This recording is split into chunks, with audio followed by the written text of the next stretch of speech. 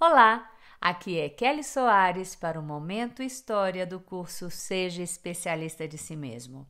Hoje eu vou ler para você o livro de Rubem Alves, da editora Paulus, A Montanha Encantada dos Gansos Selvagens. Histórias para pequenos e grandes. Aos contadores das histórias. O mundo das crianças não é tão risonho quanto se pensa. Há medos confusos, difusos, as experiências das perdas, bichos, coisas, pessoas que vão e não voltam. O escuro da noite, o mundo inteiro se ausentou. Voltará? Os grandes não gostam disto e inventam histórias de meninos e meninos que eram só risos, talvez para se vencerem a si mesmos de que sua própria infância foi gostosa. Escrevi as histórias da coleção Histórias para Pequenos e Grandes em torno de temas dolorosos que me foram dados por crianças. Não é possível fazer de conta que eles não existem. Os maus espíritos a gente os espanta, chamando-os pelo seu nome real. O objetivo da história é dizer o nome, dar às crianças símbolos que lhes permitam falar sobre seus medos. E é sempre mais fácil falar sobre si mesmo, fazendo de conta que se está falando sobre flores, sapos, elefantes, patos. Há histórias que podem ser escutadas em disquinhos ou simplesmente lidas sozinhas. São as histórias engraçadas. Outras devem ser contadas por alguém. Quando se anda pelo escuro do medo, é sempre importante saber que há alguém amigo por perto. Alguém está contando a história. Não estou sozinho. Nem o livro que se lê, nem o disquinho que se ouve tem o poder de espantar o medo. É preciso que se ouça a voz de um outro e que diz: "Estou aqui, meu filho." Havia certa vez um bando de gansos selvagens. É preciso dizer que eram selvagens para não confundir com os gansos domésticos. Gansos domésticos têm medo de voar, não gostam das alturas, preferem viver fechados em cercadinhos de tela, desde que seus donos lhe deem milho e verdura picada. Ah, como são diferentes os gansos selvagens! Não sabem o que é ser bicho de um dono. São livres, voam muito alto, viajam para lugares desconhecidos, distantes, ainda que isso seja perigoso. São mais magros, devem ser leves para poder voar, e os seus olhos são diferentes. É que eles viram estrelas e pores do sol que os gansos domésticos não podem ver. Nossos gansos eram selvagens, viviam livres, sem dono, numa linda planície. Havia florestas e o cheiro das árvores pelas manhãs era tão gostoso. Os seus companheiros eram os outros bichos que amam a liberdade. Veados, castores, esquilos, sabiás, pintacilgos, borboletas, abelhas. No centro da planície havia um lago. Era ali que os gansos brincavam. Era ali que eles ficavam mais bonitos. Todo mundo sabe que os gansos são desajeitados, bamboleantes e engraçados na terra firme, mas na água ficam serenos e calmos como navios. Lá viviam eles, alimentando-se de bichinhos e brotos tenros de verduras. Botavam seus ovos, chocavam gansinhos e os gansinhos cresciam. Mas nem tudo era bom, nada é perfeito. Às vezes o calor era demais, às vezes era frio, e haviam os caçadores com suas espingardas dando tiros, rindo quando uma ave morria. Foi ali que nasceu um gansinho, bem pequeno, menor que um ovo, tinha que ser, pois é dentro dos ovos que as gansas botam, que os gansinhos se formam, pouco a pouco. Seu pai lhe contou no ouvido, como num segredo, o nome que havia escolhido para ele. Não foi Roberto, nem Ricardo, nem Dirceu. Os gansos dão nomes diferentes aos seus filhos, nomes daquilo que mais amam. E está certo. Se o pai ama o filho, o nome do filho deve ser algo que o pai tira do fundo do seu coração. E era assim que entre os gansos selvagens havia nomes como cheiro de jasmim, barulho de água na pedra, brilho na lua, broto de aboboreira, pôr do sol, arco-íris, chuva e tarde de verão, amigo, sombra de árvore, barriga cheia, canto do sabiá, voo alto, liberdade. Nosso gancinho recebeu o nome de cheiro de jasmim. Perguntaram ao seu pai por quê, e ele respondeu: é porque todo mundo que sente o cheiro de jasmim sorri, feliz. Quero que meu filho seja feliz, quero que ele faça os outros felizes. Cheiro de jasmim cresceu com todos os outros gancinhos, não fez nada diferente. Aprendeu a andar, bamboleante e engraçado, aprendeu a nadar, experimentou o calor, teve de se abrigar no frio, tremeu de medo ao ouvir o barulho das espingardas dos caçadores. Mas havia algo de muito especial.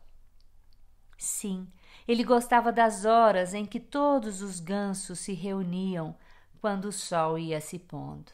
O sol se refletia dentro do lago, parecia uma fogueira, e Cheiro de Jasmim não entendia por que a água do lago não apagava o fogo do sol lá no fundo. Esta era a hora em que os velhos se punham a contar histórias e falavam especialmente das montanhas mágicas. Montanhas mágicas. Elas podiam ser vistas lá longe, justo onde o sol estava se pondo. Eram altas, misteriosas, encantadas. Diziam que lá não havia nem calor nem frio demais. A primavera durava sempre. E havia um fruto encantado, vermelho como o sol, e que, se comido, fazia com que os gansos fossem jovens para sempre. Até os velhos e aleijados voltavam a ter os corpos de outrora, perfeitos, fortes, belos, e, sobretudo, lá não havia caçadores. Se as montanhas mágicas são tão maravilhosas, por que não nos mudamos para lá? Perguntou o Cheiro de Jasmim. É que elas são altas demais, respondeu o velho ganso, contador de histórias. Para se chegar até lá, ele continuou, o corpo tem que ficar mais leve, muito leve. É preciso ser como uma libélula, um floco de paina, um papagaio flutuando ao vento. Somos pesados demais, sabem por quê? É que temos medo de tanta coisa. É o medo que nos faz pesados. E porque somos pesados, ficamos com caras tristes, cansadas. Quem tem cara triste não pode voar. Mas quando o tempo vai passando, os gansos vão ficando leves, cada vez mais leves, até que chega o dia do grande voo. Cheiro de Jasmim olhou para o seu pai, parecia que ele não escutava a história. Olhava distraído para as montanhas encantadas. Já não havia mais o brilho do sol, mas o brilho da lua as tornava mais belas ainda. E ele notou que seu pai, outrora pesado e sério, estava ficando mais leve. Pela primeira vez ele sentiu uma tristeza de pensar que um dia eles se separariam. Mas por que partir? A vida é tão boa. É necessário partir para continuar a viver, respondeu o velho ganso, adivinhando os pensamentos que passavam pela cabecinha de Cheiro de Jasmim. Quando se fica mais leve, continuou o velho ganso, fica difícil viver aqui. A comida muito pesada faz mal. O ar muito pesado faz o corpo cansar. O frio dói nos pulmões. Essas coisas não fazem bem a um corpo que está ficando leve como uma libélula, flutuante como um floco de paina, brincalhão como um papagaio. As coisas mais leves são mais belas e sobem mais, mas não são frágeis, precisam de um ar diferente. É por isso que é necessário partir para as montanhas encantadas. Um dia, o coração diz que é preciso partir para continuar a viver. Quando isso acontece, chegou a hora da despedida. O tempo passou. Cheiro de jasmim cresceu. Vieram seus filhos, ele ficou pesado como todos os outros. Enquanto isso, o seu pai ficava mais leve. Até que chegou o dia do adeus. Nada mais segurava aquele ganso, mais selvagem e mais livre do que nunca. Estava pronto para a viagem misteriosa. Claro que havia algo que o prendia: o amor pelo lugar, o amor por todos e, especialmente, o amor por Cheiro de Jasmim. Como ele o amava! Cheiro de Jasmim chegou-se ao pai, abraçou-o e lhe perguntou: quando você partir, você vai sentir saudades? O velho ganso se calou. Cheiro de Jasmim continuou: não chore, eu vou abraçar você. E assim ficaram juntos, muito tempo, pensando que a vida era tão boa, tão bonita. O vento veio de mansinho, sem nenhum barulho. O velho ganso nem precisou bater suas asas. Ele estava leve, leve, leve, e ele partiu para a montanha encantada. Todos se reuniram, como sempre faziam quando isto acontecia. Todos falavam da saudade e choravam. Cheiro de Jasmim também. O mundo já não era mais o mesmo. E gansos mais velhos se puseram a contar histórias de outras partidas, a falar da primavera que nunca se acaba e do fruto encantado, vermelho como o sol. Quando todos se calaram, o vento soprou na superfície do lago. Ele vinha das montanhas. Cheiro de Jasmim podia jurar haver ouvido os risos do seu pai, tais como ouvira muitos anos atrás, quando era jovem e belo.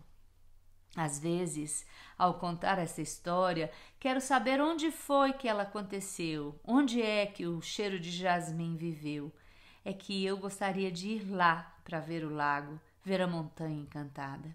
Será que foi num país distante, muitos anos atrás, onde viviam fadas e anões antes que nossos avós tivessem nascido? Mas logo fico com a impressão de que estou errado. Não sei, é apenas suspeita, desconfiança. Tenho sempre a impressão de que ouvir seus gritos, suas asas batendo, os gancinhos brincando na água. Acho que você ouvirá a mesma coisa, especialmente naquelas horas em que a gente está quase dormindo e o silêncio é grande. É lá que aparecem, é lá que eles aparecem próximos dos sonhos, são muito distantes da vida acordada. É lá que está a misteriosa e bela montanha encantada. Muito bem, que você usufrua e você possa usufruir. Gratidão e amor e um grande abraço.